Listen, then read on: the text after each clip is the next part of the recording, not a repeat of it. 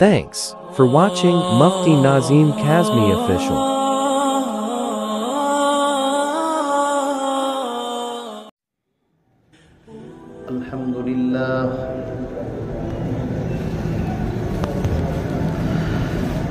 الحمد لله نحمده ونستعينه ونستغفره ونؤمن به ونتوكل عليه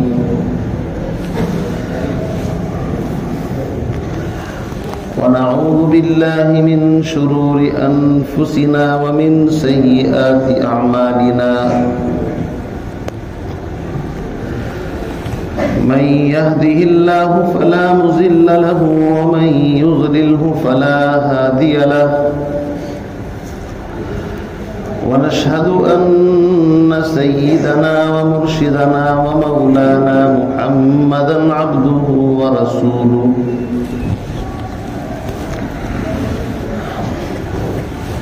أما بعد فأعوذ بالله من الشيطان الرجيم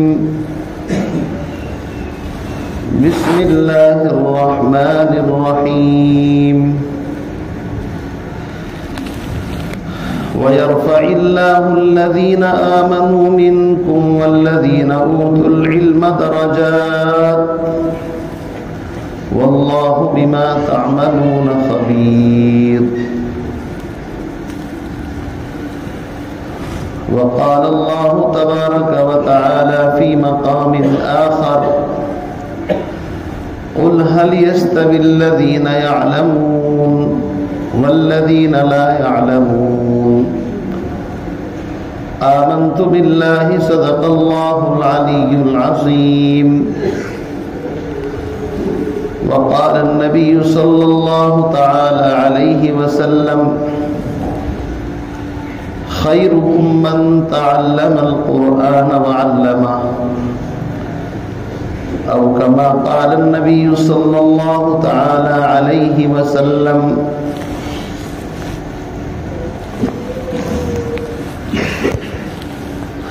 تیرے ضمیر پہ جب تک نہ ہو نزول کتاب، تیرے ضمیر پہ جب تک نہ ہو نزول کتاب، گرہ کشا ہے نہ راضی نہ صاحب کشاف۔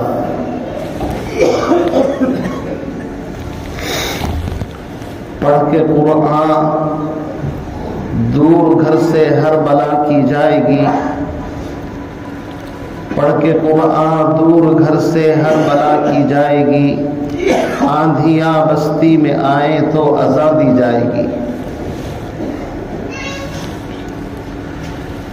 انتہائی معزز مکرم واجب الاحترام بزرگوں، بھائیوں، دوستوں،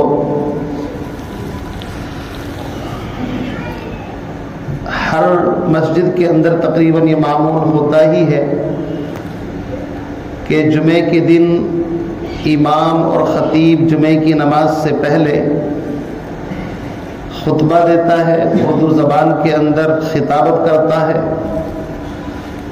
اور پھر اسی خطبے کو دینے کے بعد عربی زبان میں 2 خطبے دیے جاتے ہیں۔ زبان کے نہ جاننے کی وجہ سے ہمیں کچھ پتہ نہیں خطیب کیا کہہ رہا ہے، نہ ہم کو کچھ سمجھ میں آتا، وہ عربی خطبہ۔ اسی وجہ سے سمجھ میں نہ آنے کی وجہ سے یہ عربی تقریر سے پہلے اردو میں تقریر کی جاتی ہے جو ہماری مادری زبان ہے، ورنہ اصل خطبہ اور تقریر تو وہی ہے جو جمعے سے پہلے 2 خطبے ہوتے ہیں۔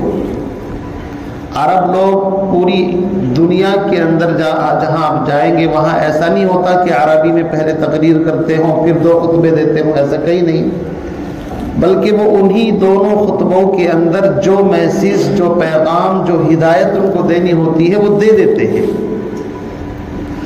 لیکن ہماری پرابلم یہ ہے کہ ہم چونکہ عربی زبان جانتے نہیں، رٹے رٹائے کچھ الفاظ ہیں جنہی کو سنتے سنتے ہم بچپن سے جوان ہوئے، بڑھاپے اور پھر قبر میں چلے گئے، لیکن کبھی ہمیں توفیق نہیں ہوئی کہ ہم عربی زبان اتنی سیکھ لیں کہ جس سے کم از کم تھوڑی موٹی عربی اگر کوئی بول رہا ہو اس کو سمجھ جائیں، سن لیں، بلکہ بعض وہ حضرات جو غلف کے اندر رہتے ہیں، عرب ممالک کے اندر رہتے ہیں، کافی مدت تک وہاں جاب کر لیتے ہیں، ان کے اندر بھی تھوڑی بہت لیاقت، استعداد اتنی ہو جاتی ہے کہ وہ عربی زبان کو سمجھ لیتے ہیں۔ بہرحال یہ تو ایک الگ المیہ ہے۔ میں آپ حضرات کے سامنے جمعے کے اس مختصر سے خطاب کے اندر ساری باتیں تو سامنے نہیں رکھ سکتا، لیکن کوشش کروں گا کہ اپنی بساط کے مطابق ہم جاگیں، نیند سے بیدار ہوں، آنکھیں کھولیں، اور جس غفلت کے ساتھ ہماری زندگی گزر رہی ہے، اگر اسی غفلت کے ساتھ دنیا سے چلے گئے تو کوئی گارنٹی نہیں ہے۔ تھوڑا سا عقل کے، ہوش کے ناخن لینے کی ضرورت ہے۔ یاد رکھو مسلمانوں، تمہاری عزت، کامیابی، ملک، مال، دولت، سلطنت، عہدوں، ڈگریوں سے نہیں ہے۔ اگر انہی چیزوں کے اندر کامیابی ہوتی تو اللہ کے نبی جناب محمد الرسول اللہ صلی اللہ علیہ وسلم اس کی ضرور تعلیم دے کر کے جاتے۔ میرے بھائیوں، اللہ کے نبی علیہ السلام اس انسانیت کے سچے محسن، سچے ہمدرد، سچے خیرخواہ، اور ان سے بڑھ کر کے انسانیت کا درد رکھنے والا کائنات میں نہ کوئی پیدا ہوا نہ ہو سکے گا۔ ہر نبی اپنی قوم کا ہمدرد ہوتا ہے، لیکن پیغمبر آخر الزماں جناب محمد الرسول اللہ صلی اللہ علیہ وسلم پوری انسانیت کے لیے رحمت بن کر کے آئے۔ آپ نے جو تعلیم دی ہے، آپ نے جو لوگوں کو سمجھانے کا کام کیا ہے، ہمیں اسی کی روشنی میں حل تلاش کرنا پڑے گا کہ اللہ کے نبی جناب محمد الرسول اللہ صلی اللہ علیہ وسلم اپنی امت کو کس چیز سے جوڑنا چاہتے تھے اور کس چیز کی آپ نے تعلیم دی ہے۔ میرے بھائیوں، ہماری عزت، کامیابی اللہ کے حکموں کو پورا کرنے کے اندر ہے۔ مسلمانوں کی کامیابی قرآن سے وابستگی کے اندر ہے۔ ایک مسلمان جتنا اس کی زبان پر، جتنا اس کی زندگی کے اندر اللہ کا قرآن، نبی کا فرمان ہوگا، رب کعبہ کی قسم، چاہے وہ ملک مال کے اعتبار سے، عہدے ڈگریوں کے اعتبار سے کتنا ہی وہ کمزور نظر آ رہا ہو، لیکن جس کی زندگی کے اندر قرآن، رب کا فرمان، پیغمبر کا فرمان ہے، وہ انسان کائنات کا سب سے افضل ترین انسان ہے۔ اور یہ بات میں اپنی طرف سے نہیں کہہ رہا ہوں، پیغمبر علیہ السلام نے فرمایا، لوگوں قرآن 4 لوگوں سے سیکھو۔ سب سے پہلا نام قرآن سکھانے والوں میں حضرت عبداللہ ابن مسعود رضی اللہ تعالیٰ عنہ، ان صحابی کا لیا۔ اور اگر میں آپ کو عبداللہ ابن مسعود رضی اللہ تعالیٰ عنہ کا جسمانی اعتبار سے حلیہ بتاؤں تو آپ کو حیرت ہوگی کہ پیروں کے اندر ان کے بارے میں آتا ہے کہ ایک پیر سے ہلکے سے، جیسے کہ ہمارے یہاں ایک اثر ہو جاتا ہے پولیو کا، ہلکا سا پیر کے اندر اس طرح کا اثر بھی تھا۔ ان کی پنڈلیاں بڑی باریک تھی، لیکن ظاہری جسم کو نہیں دیکھا۔ فرمایا قرآن سیکھنا ہے تو عبداللہ ابن مسعود سے سیکھو، میری امت میں قرآن کا سب سے زیادہ جاننے والا عبداللہ ابن مسعود رضی اللہ تعالیٰ عنہ ہے۔ یہ فضیلت، یہ مقام قرآن کی وجہ سے ان کو مل رہا ہے۔ بعض علماء نے لکھا ہے کہ ابو بکر صدیق کے فضائل اپنی جگہ، حضرت عمر کی فضیلت اپنی جگہ، عثمان و علی کی فضیلت اپنی جگہ، لیکن جب قرآن کے تعلق سے فضیلت آئے گی تو عبداللہ ابن مسعود رضی اللہ تعالیٰ فرسٹ نمبر پر آتے ہیں۔ اسی لیے حضرت عبداللہ ابن مسعود رضی اللہ تعالیٰ کے بارے میں آتا ہے کہ امام اعظم ابو حنیفہ رحمۃ اللہ علیہ کی جو فقہ ہے وہ عبداللہ ابن مسعود ہی کے واسطے سے پیغمبر علیہ الصلوۃ والسلام تک پہنچتی۔ میرے بھائیوں دوسرے نمبر پر فرمایا قرآن سیکھنا ہے تو سالم سے سیکھو. تیسرے نمبر پر فرمایا کہ قرآن سیکھنا ہے تو معاذ ابن جبل رضی اللہ تعالیٰ عنہ سے سیکھو. اور چوتھے نمبر پر پیغمبر علیہ الصلوۃ والسلام نے اپنے ایک صحابی کا نام لیا کہ قرآن اس سے سیکھو. یہ 4 شخصوں کی ترتیب بتا رہی ہے کہ صحابہ سب کے سب قرآن جانتے تھے، لیکن ان جاننے والوں میں بھی ان کا مقام زیادہ تھا. آج امت کا تعلق قرآن سے کس درجے میں ہے ہم سب جانتے ہیں. کوئی مر گیا، چند آدمیوں کو بلا کر کے یاسین پڑھوا دی، وہ بھی اس لیے کہ لوگ کہیں گے کہ یاسین پڑھوانے کی بھی توفیق نہیں ہوئی ان کو. قرآن پاک ختم کرا دیا. کسی نے کوئی نیا فلیٹ مکان بنایا کہ جی مدرسے کی رسید کٹوا دو اور یتیم غریب بچے بھیجتے ہیں، جناب ان کو بھیج دینا، ناشتہ کھانا بھی کر دیں گے اور وہ برکت دے کر کے چلے جائیں گے. یعنی ہم برکت کو بھی پیسوں سے خریدنا چاہ رہے ہیں. یہ قوم کا المیہ ہے. میرے بھائیوں قرآن خود پڑھو گے تو خود برکت آئے گی. دوسرا پڑھے گا، بھئی پیٹ میں درد ہمارے ہیں اور دوائی کسی اور کو کھلائیں تو آرام ملے گا.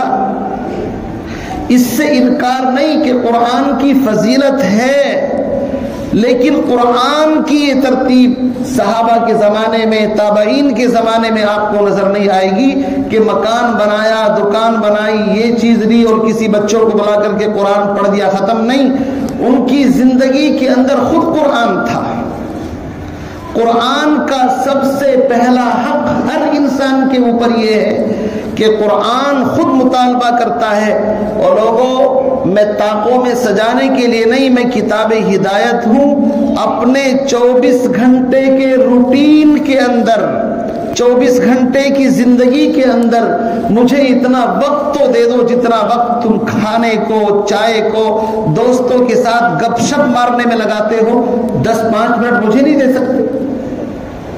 ہمیں سب سے پہلا یہ کام کرنا چاہیے کہ جس طرح 24 گھنٹے میں کھانا پینا، سونا، ناشتہ، گپ شپ، یہ وہ ہم ایک روٹین بنا کر کے چل رہے ہیں.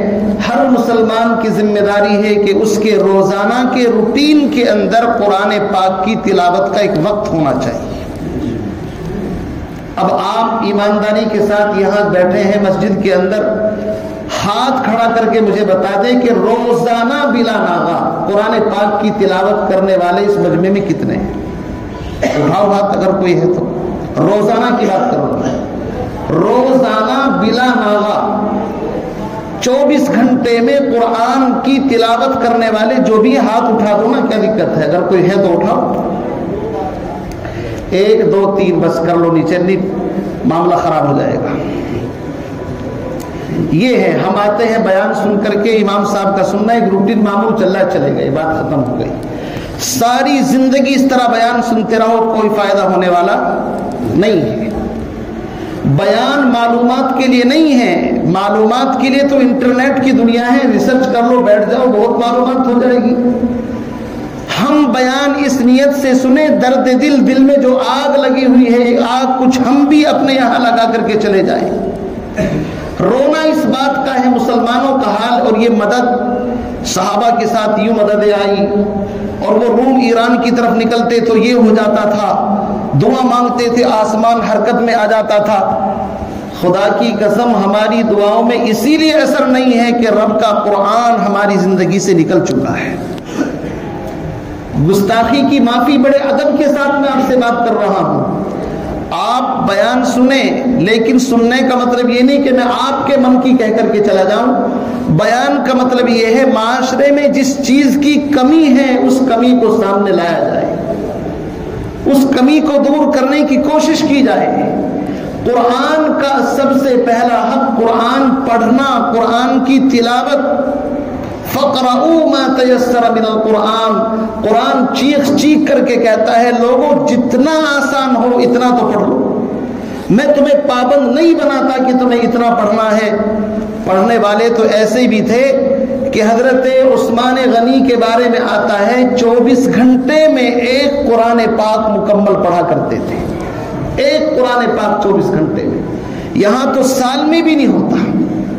میں بڑی بات نہیں کہتا ممبر کے اوپر. کبھی آپ سوچیں کہ بھئی امام صاحب دوسروں کو کہہ رہے ہیں, جاننے والے جانتے ہیں میرا ڈیلی کا معمول ہے, میں کم از کم 1 پارہ ضرور پڑھتا ہوں. 24 گھنٹے کے اندر زیادہ ہو جائے کوئی فرق نہیں, لیکن 1 پارے کا معمول میرا زندگی کے اندر الحمدللہ ہے. بلکہ یہاں کچھ کمی محسوس ہو رہی ہے. اب سے پہلے میرا خود کا معمول یہ تھا, میں 3 پارے ڈیلی پڑھتا تھا, اور انہی 3 پاروں کو پھر نماز کی جو سنت نوافل آگے پیچھے ہیں ان کے اندر ڈیلی 6 پارے پڑھنے کا معمول تھا. یہ میری غفلت ہے, کوتاہی ہے, میں بھی اس کے اندر اضافہ کروں گا. میرے بھائیوں, ہم سب سے پہلے قرآن کا حق مان رہے ہیں. یہ اللہ کا قرآن ہے. وقال الرسول یا ربی ان قوم اتخذوا هذا القرآن مہجورا.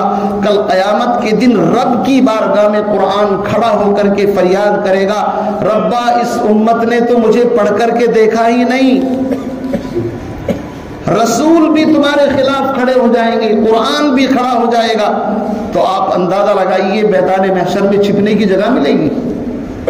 میرے بھائیوں, قرآن کا سب سے پہلا حق کیا ہے؟ بولو بھائی, قرآن کی تلاوت کرنا. منہ کھول کر کے بولو, کیا پہلا حق ہے؟ قرآن کو پڑھنا. جاگ جاؤ جو سو رہے ہیں, تھوڑے سے بالکل بیدار ہو جاؤ, ایکٹیو ایک دم تھوڑے سے. تو سب سے پہلا قرآن کا حق ہے قرآن پاک کی تلاوت, قرآن کو پڑھنا. کتنا پڑھنا؟ قرآن نے خود کہہ دیا فَقْرَؤُوا مَا تَيَسَّرَ مِنَ الْقُرْآنِ, جتنا آسانی کے ساتھ پڑھ سکتے ہو اتنا پڑھو. 1 پارہ پڑھو, آدھا پڑھو, 1 پاؤ پڑھو, 1 منزل پڑھو, روزانہ 1 ختم کرو, آپ کی مرضی جتنا ہو, لیکن روزانہ کے روٹین کے اندر قرآن پاک کو وقت دیں, اس کو سیکھیں. سب سے پہلا حق یہ ہے قرآن پاک کو پڑھنا. اور قرآن پاک کا دوسرا حق ہمارے اور آپ کے اوپر جانتے ہو کیا ہے؟ قرآن پاک کو پڑھنا, اور پڑھنے کے ساتھ صحیح پڑھنا. کیا پڑھنا؟ صحیح کی شرط اس لیے لگا رہا ہوں, عربی زبان ہے, نازک ہے, زبر زیر نقطے کے بدلنے سے معنی کچھ سے کچھ ہو جاتے ہیں. اردو زبان کے اندر بھی ایسے الفاظ ہیں کہ ایک لفظ ادھر سے ادھر ہوا, معنی کچھ سے کچھ ہو جاتے ہیں. عربی زبان نہیں, ہر دنیا کی زبان کے اندر ایسے الفاظ ہیں کہ ادھر سے ادھر معمولی سی لہجے کے بدلنے سے لفظ وہی ہے, صرف لہجے کے بدلنے سے معنی بدل جاتے ہیں. ایک لفظ ہے نوٹس, نون واو اور تا اور سین. اگر آپ اس کو نوٹس پڑھیں تو معنی کچھ اور ہوں گے, اور اگر نوٹس پڑھیں تو معنی کچھ اور ہو جائیں گے. نوٹس کا مطلب کسی کی انکوائری کرنا, اور نوٹس کا مطلب لکھ لینا. لہجے کے بدلنے سے معنی بدلتے ہیں. عربی زبان کے ایک لفظ کے اگر آپ نے زیادہ کھینچ لیا, کم کھینچ لیا, اس سے معنی بدل جاتے ہیں. تو پہلی بات تو ہم قرآن پڑھتے نہیں, اور الا ماشاءاللہ جو پڑھتے ہیں وہ صحیح نہیں پڑھتے. ہم نے محنت ہی نہیں کی اس کے اوپر. قرآن کہتا ہے وَرَتِّلِ الْقُرْآنَ تَرْتِيلًا, قرآن کو ترتیل کے ساتھ بنا سوار کر کے پڑھو. بلکہ کہا گیا مَن لَّمْ يُجَوِّدِ الْقُرْآنَ فَهُوَ آثِمٌ, جو قرآن میں تجوید کی رعایت نہ کرے وہ پڑھنے والا گنہگار ہے, ثواب نہیں بلکہ اللہ کا عذاب کما رہا ہے. تو قرآن پاک کا دوسرا حق کیا ہے میرے بھائی؟ بولو, صحیح پڑھنا. پہلا حق قرآن پاک کو وقت دینا, پڑھنا, اور دوسرا حق اس کو صحیح پڑھنا. اور تیسرے نمبر پر قرآن پاک کا حق کیا ہے؟ تیسرے نمبر پر قرآن پاک کا حق یہ ہے کہ اتنا قرآن جتنا نماز کے اندر پڑھا جاتا ہے, کم از کم اتنا قرآن اپنے سینے کے اندر محفوظ رکھنا. چونکہ نماز میں جب قرآن پڑھا جائے گا تو آپ موبائل میں دیکھ کر کے نہیں پڑھ سکتے, قرآن ہاتھ میں لے کر کے نہیں پڑھ سکتے, نماز فاسد ہو جائے گی. اور نبی علیہ السلام نے اس کی ترتیب بتائی کہ فجر اور ظہر کے اندر طوال مفصل, اور عصر عشاء کے اندر اوساط مفصل, اور مغرب کے اندر قصار مفصل ایک ترتیب ہے کہ کتنی بڑی سورت کون سی نماز کی رکعت میں پڑھی جانی ہے، اتنا قرآن پاک اپنے سینے کے اندر محفوظ کرنا یہ قرآن پاک کا تیسرا حق ہے۔ یہ نہیں کہ 4 سورتیں سیکھ رکھی ہیں، قل هو اللہ احد اور قل اعوذ برب الناس، بس انہی کو سنتوں میں، انہی کو فرضوں میں، انہی کو وطروں میں اور انہی کو ساری چیز کے اندر چلا رہا ہے۔ قرآن سے اتنا مطلب بڑا بے رخی، 4 سورتیں سیکھ کر کے پوری زندگی اسی کے اندر الٹ پلٹ چل رہی ہے۔ میرے بھائیوں، کاروبار کے اندر تو چاہتے ہیں نئی راہیں کھلے، ترقی اور کاروبار بڑھے، لیکن قرآن کے بارے میں ہمارا حال یہ ہے جو سیکھ لی تھی اس سے آگے بڑھنے کے لیے ہم تیار نہیں ہیں، جبکہ قرآن پاک سیکھنے کی کوئی عمر نہیں ہے۔ نبی علیہ السلام نے فرمایا اطلب العلم من المہد الی اللحد، ماں کی گود سے لے کر کے قبر میں جانے تک ہر انسان سیکھنے کا پابند اور محتاج ہے۔ تو 3 حق ہو گئے بھائی قرآن پاک کے، کتنے ہو گئے؟ سب سے پہلا حق بتاؤ کیا ہے؟ بھول لے ساتھ ساتھ میں، سب سے پہلا حق قرآن کو پڑھنا،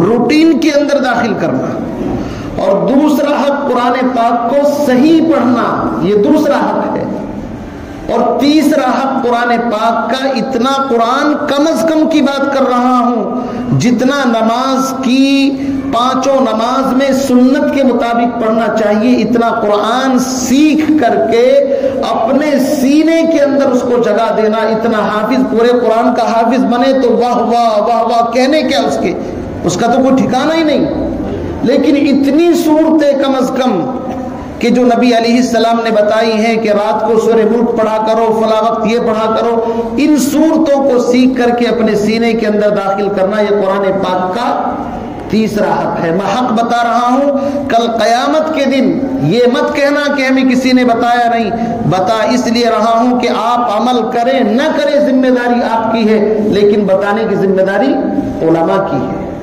یہ قرآن کا پہلا حق، دوسرا حق اور قرآن کا تیسرا حق۔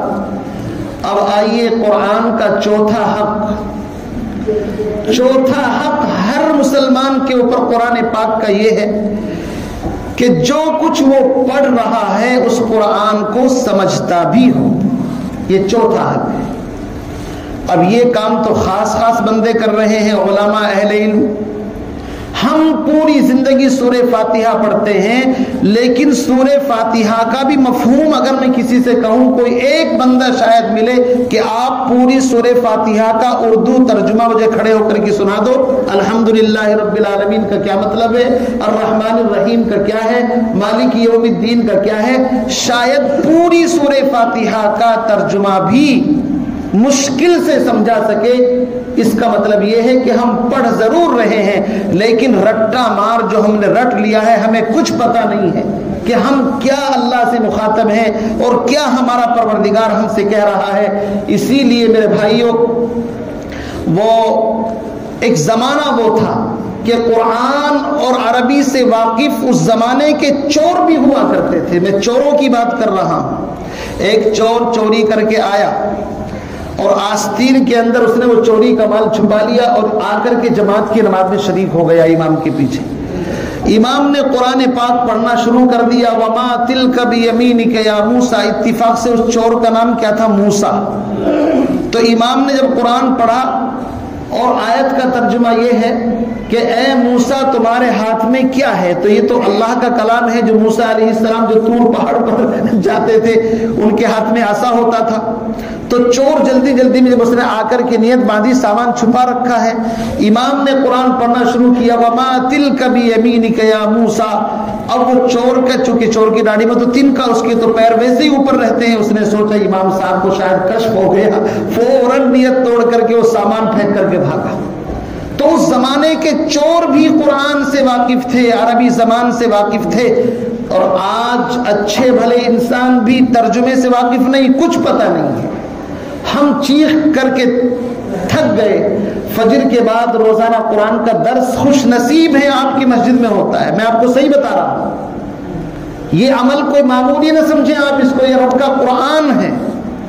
1-1.5 سال ہو گیا کنٹینیو فجر کی نماز کے بعد علاوہ جمعے کے، چونکہ جمعرات میں تفسیر ہوتی ہے تو جمعے میں ہم چھٹی رکھ دیتے ہیں، کنٹینیو سردی گرمی بارش اور سفر حضر کچھ بھی ہو، اگر میں کبھی رات کے 12 بجے بھی آیا ہوں تو بھی میں نے سبق پڑھایا ہے، یہاں پر درس دیا ہے، اتنی پابندی کے ساتھ ہونے والا عمل، لیکن ہمیں کوئی پرواہ نہیں، تم پڑھاتے رہو کرتے رہو، چند آدمی جن کو سننا ہے سن لیتے ہیں، ہم اتنے مستغنی بے نیاز، کچھ کام نہیں، صرف سونا ہے، بہت سے تو بس ویسی نماز پڑھی اور بھاگنے کی تیاری میں رہتے ہیں۔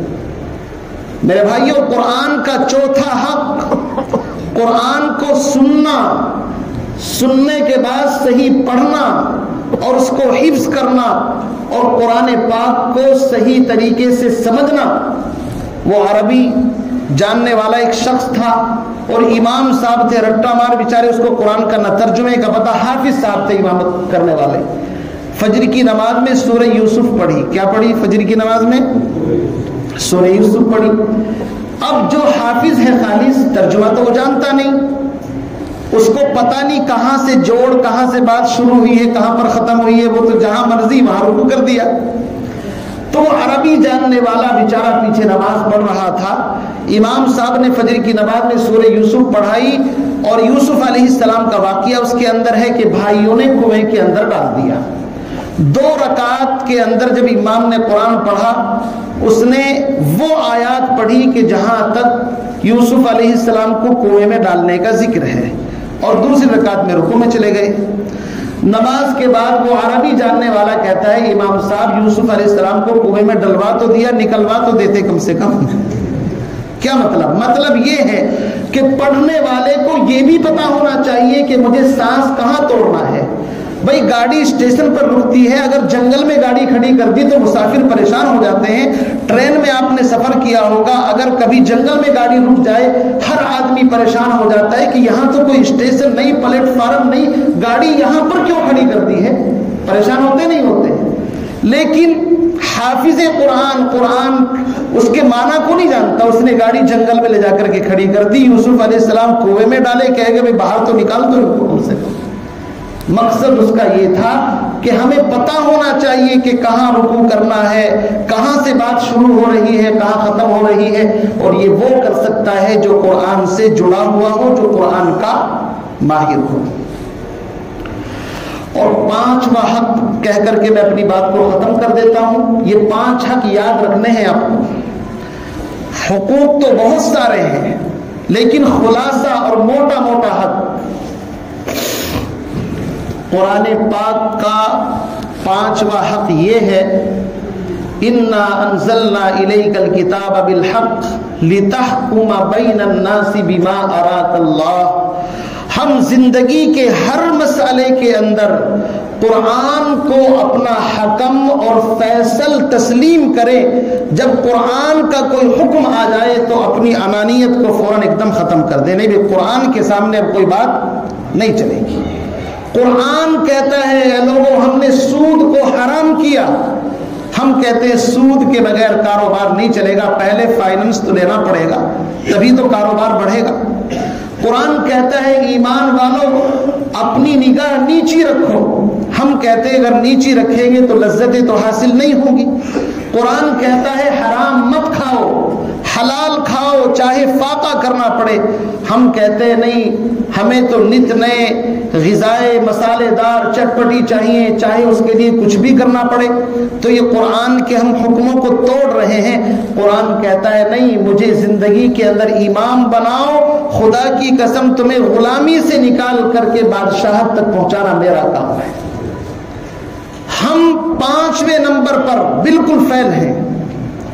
قرآن اگر ہم سیکھتے سمجھتے تو جیسے ایک گاڑی چلانے والا انسان جب گاڑی کی ڈرائیونگ سیٹ کے اوپر بیٹھتا ہے تو اس کو سارے نیم قانون یاد ہونے چاہیے، مجھے سیٹ بیلٹ لگانی ہے، اس کے بالکل پورا دماغ آگے رہتا ہے۔ اگر یلو بتی جلتی ہے وہ سمجھتا ہے کہ ابھی سگنل ہونے والا ہے تو اس کا بریک کے اوپر آٹومیٹک پاؤں چلا جاتا ہے، اور گرین سگنل دیکھتے ہی فوراً وہ اپنی گاڑی کو آگے بڑھا لیتا ہے۔ زندگی کے اندر اگر قرآن سیکھا ہوتا تو ہمیں پتا ہوتا کہ قرآن نے کس چیز سے منع کیا ہے.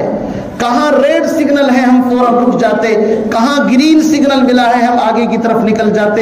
ہمیں کچھ پتا نہیں ہے الف لام میم سے لے کر والناس تک.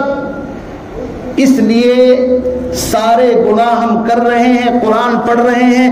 السارق والسارقۃ فاقطعوا ایدیہما, کہ چور مرد چور عورت کا ہاتھ کاٹا جائے اور خود چوری کر کے آیا ہے. حکومت کی چوری کرنا کیا چوری نہیں ہے؟ چوری تو چوری ہے.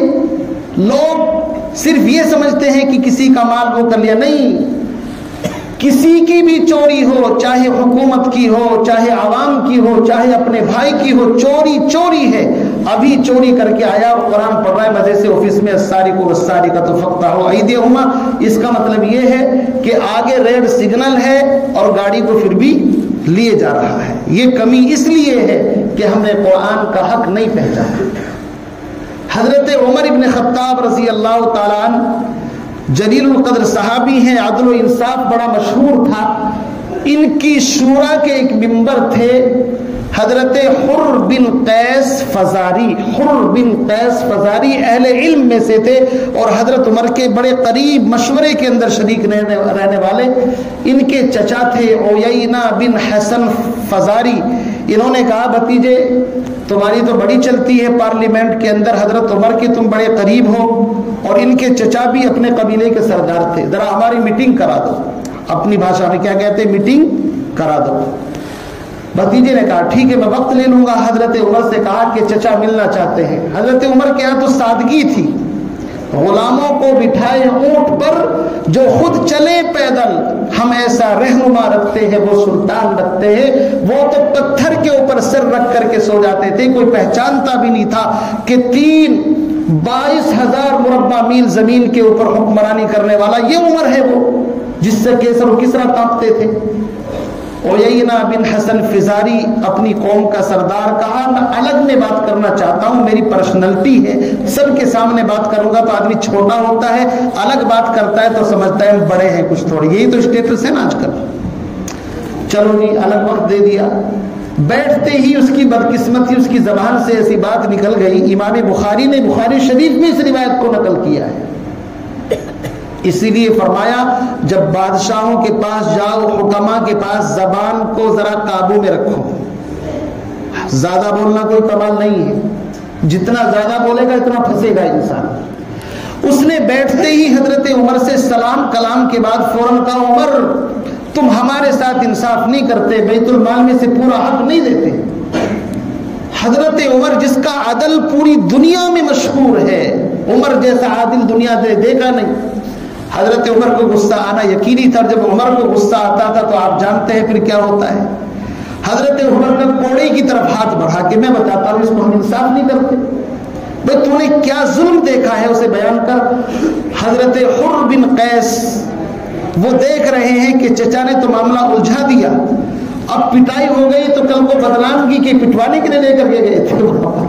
تو حضرت حر بن قیس جانتے تھے کہ عمر کو بریک اگر لگانا ہے تو ان کو بریک لگانے والی چیز صرف اللہ کا قرآن ہے. کیا ہے بھائی؟ اللہ کا قرآن. قرآن پڑھا جائے گا فوراً بریک لگ جائے گا.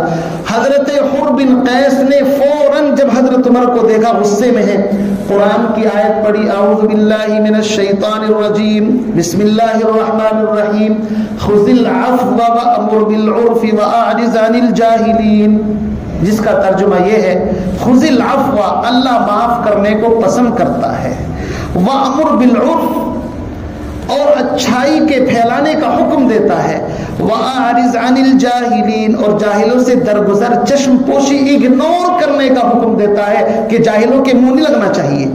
بس قرآن سنتے ہی حضرت عمر کا ہاتھ یہ تو اوپر کی طرف تھا یا فوراً ایک دم نیچے آ گیا, سائلنٹ, اور بالکل دماغ سے بات نکل گئی. اسی لیے امام بخاری نے اس حدیث کو نقل کر کے لکھا ہے کانا وقافن عند کانا وفاقن عمر, کہ حضرت عمر رضی اللہ تعالیٰ عنہ عند کتاب اللہ, اللہ کے قرآن کے سامنے اپنے آپ کو جھکانے والے تھے. یہی ہر مسلمان کا کام ہونا چاہیے کہ قرآن کا جب کوئی فرمان سامنے آ جائے اپنی انا ساری اکڑ اپنی جیب میں رکھو. اب قرآن سامنے آ گیا اب کچھ نہیں, اب اللہ کا قرآن چلے گا. میرے بھائیوں, میں یہ باتیں آپ کو کڑوی کسیلی اور میٹھی کھٹی سب طرح کی ملا کر کے اس لیے سنا رہا ہوں کہ ہم جاگیں. صرف میٹھی میٹھی باتیں, میٹھی دوائی پینے سے بھی زیادہ اثر نہیں ہوتا, کبھی کبھی تلخ دوائی بھی پینی پڑتی ہے اور شفا جلدی ملتی ہے اس کے اندر. یہ 5 قرآن کے حق ہیں, جلدی جلدی بولو, میں اپنی بات ختم کر رہا ہوں تاکہ آپ کے دل میں دماغ میں بیٹھ جائے, اور ارادہ کریں کہ آج کے بعد ان 5 حقوق کو ہمیں ادا کرنا ہے. نمبر 1, قرآن کا سب سے پہلا حق, قرآن کو اپنے زندگی کے روٹین کے اندر داخل کر کے قرآن کو پڑھنا. نمبر 1, قرآن کو پڑھنا. نمبر 2, قرآن پاک کو صحیح پڑھنا. پڑھنے کے ساتھ کیا پڑھنا؟ صحیح پڑھنا. نمبر 3, اتنا قرآن پاک جتنا نماز کے اندر پڑھنا چاہیے کم از کم اتنے کو اپنے سینے کے اندر حفظ کرنا, اپنے سینے کے اندر داخل کرنا. اور قرآن کا چوتھا حق, جو ہم پڑھ رہے ہوں اس کو سمجھنے کی کوشش کرنا کہ ہم پڑھ کیا رہے ہیں. اور 5ویں نمبر پر قرآن کا جب حکم سامنے آ جائے تو اپنے آپ کو سرنڈر کر دینا کہ اب قرآن کی چلے گی, ہماری نہیں چلے گی. یہ قرآن کے 5 حق اللہ مجھے آپ کو زندگی میں داخل کرنے کی توفیق نصیب فرمائے. وآخر دعوانا ان الحمد للہ رب العالمین. جنہوں نے سنتیں نہیں پڑھ لی وہ سنت پڑھ